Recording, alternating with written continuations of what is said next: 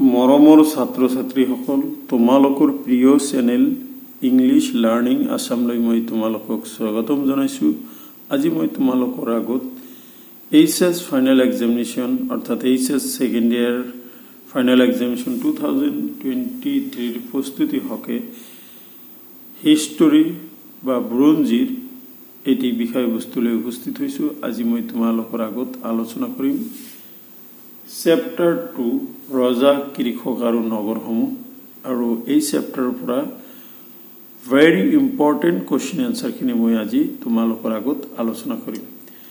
ইতিমধ্যে মই এই চেপ্টাৰৰ দুটা ভিডিঅ' তোমালোকৰ আগত আপলোড কৰিছোঁ। যদি কোনোবা মৰমৰ ছাত্ৰ ছাত্ৰীয়ে সেই দুটা ভিডিঅ' চোৱা নাই তেন্তে তোমালোকে এই ভিডিঅ'ৰ ডিছক্ৰিপশ্যনত গৈ এই ভিডিঅ'ৰ দুটাৰ লিংকত ক্লিক কৰি এই ভিডিঅ' দুটা তোমালোকে চাব পাৰা।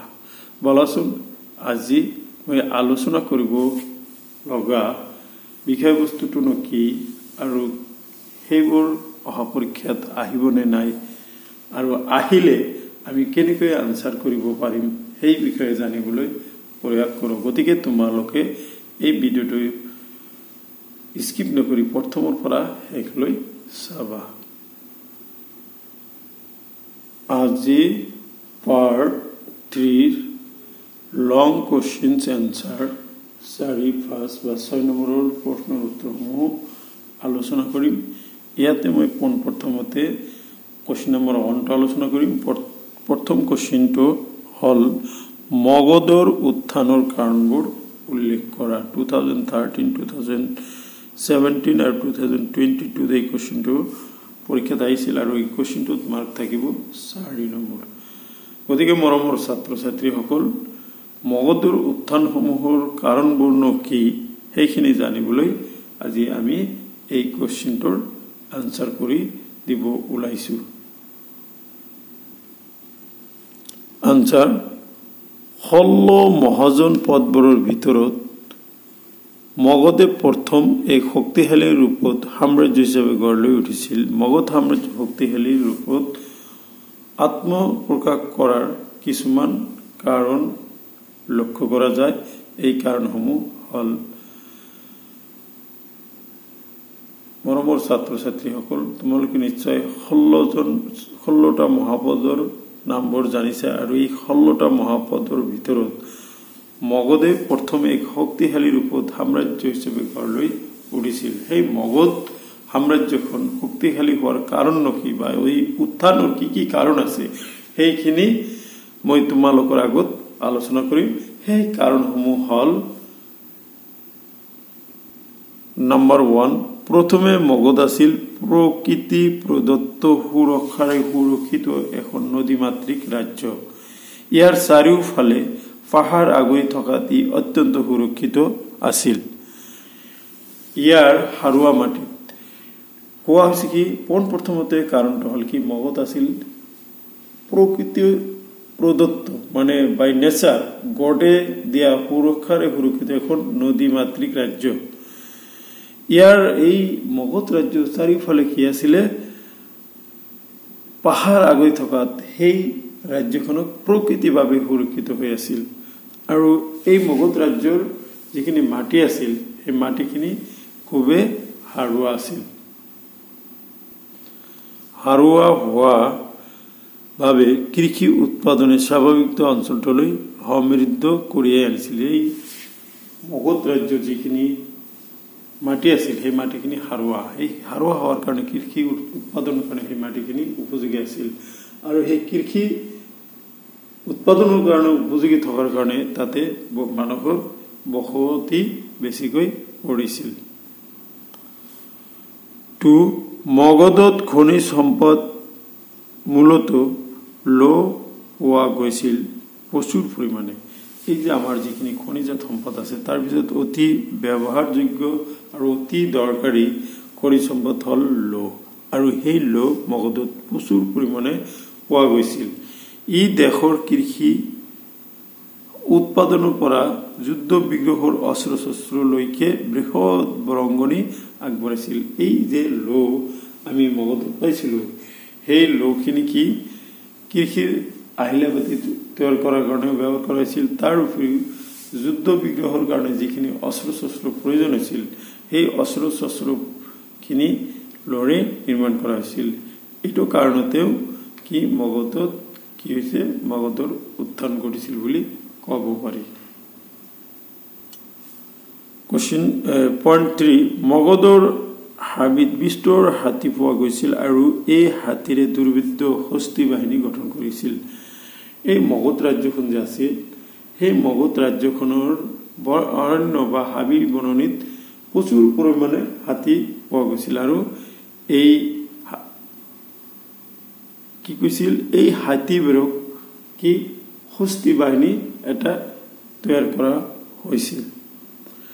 4 গংগা আৰু ইয়াৰ উপনদী সমূহৰ যোগেদি আন্ত আৰু বহি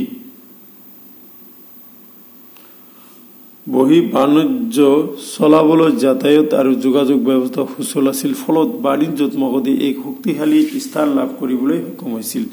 যিহেতু গংগা আৰু ইয়াৰ উপনদীসমূহৰ মাজেৰে অন্তৰ্দেশীয় বা বহিৰ্দেশৰ লগত মগধে কি কৰিছিল বাণিজ্য কৰিব পাৰিছিল আৰু সেই বাণিজ্য কৰাৰ কাৰণে এই নদীটো যাতায়াত আৰু যোগাযোগৰ ব্যৱস্থা সুচল হৈ পৰাৰ কাৰণে তাতে কি কৰিছিল এইটো এটা কাৰণ আছিল যে মগধ উত্থানৰ এইটো এটা কাৰণ আছিল।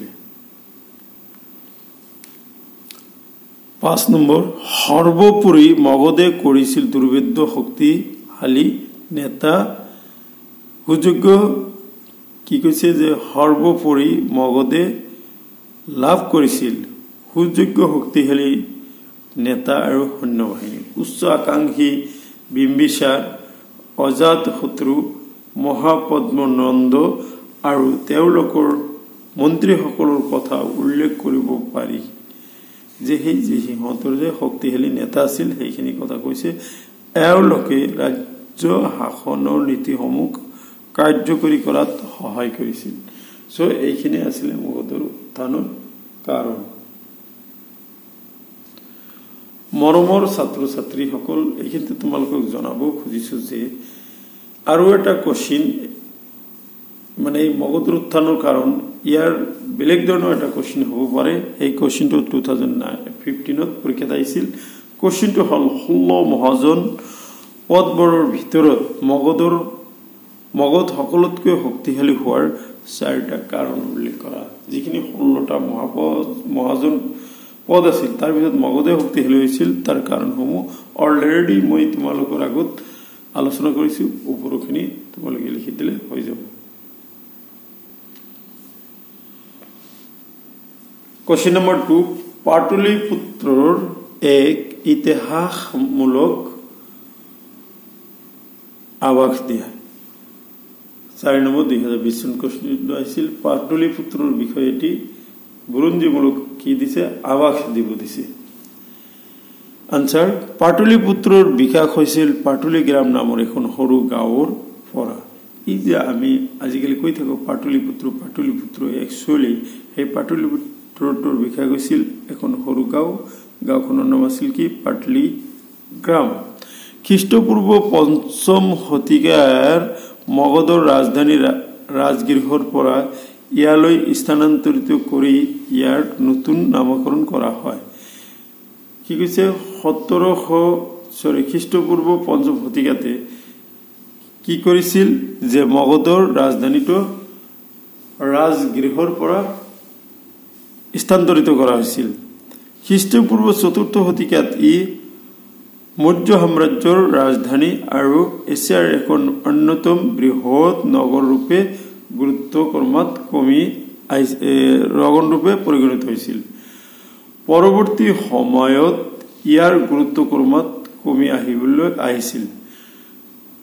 ইয়াতে কি কোৱা হৈছে যে খ্ৰীষ্টপূৰ্ব 4ৰ্থ শতিকাত এই মৌৰ্য সাম্ৰাজ্যৰ ৰাজধানী আৰু এছিয়াৰ এখন অন্যতম বৃহৎ নগৰ হিচাপে পৰিগণিত হৈছিল। পৰৱৰ্তী সময়ত ইয়াৰ গুৰুত্ব ক্ৰমাৎ কমি আহিছে। 7ম শতিকাৰ চীনীয় তীৰ্থযাত্ৰী জুৱানজাং এ ভাৰত ভ্ৰমণ কৰাৰ সময়ত পাটলিপুত্ৰ পাটলি পতনমুখী আছিল আৰু জনসংখ্যাত হ্ৰাস পাই গৈছিল। যেতিয়া চীনা তীৰ্থযাত্ৰী জুৱানজাং ভাৰত ভ্ৰমণ কৰে তেতিয়ালৈকে কি আছিলে, তেতিয়ালৈকে এই পাটলি পুত্ৰটো কি কৰা হৈছিল, এটি সময়ত পাটলিৰ জনসংখ্যা কি হৈছিল, পাটলিপুত্ৰৰ পতনমুখী হয় আৰু তাৰ কি হয় জনসংখ্যা হ্ৰাস পাই আহিব ধৰে। গতিকে মৰমৰ ছাত্ৰ ছাত্ৰীসকল এইখিনি আছিলে আজিৰ ভিডিঅ'ৰ বিষয়ে বস্তু। থেংক ইউ ফৰ ৱাচিং।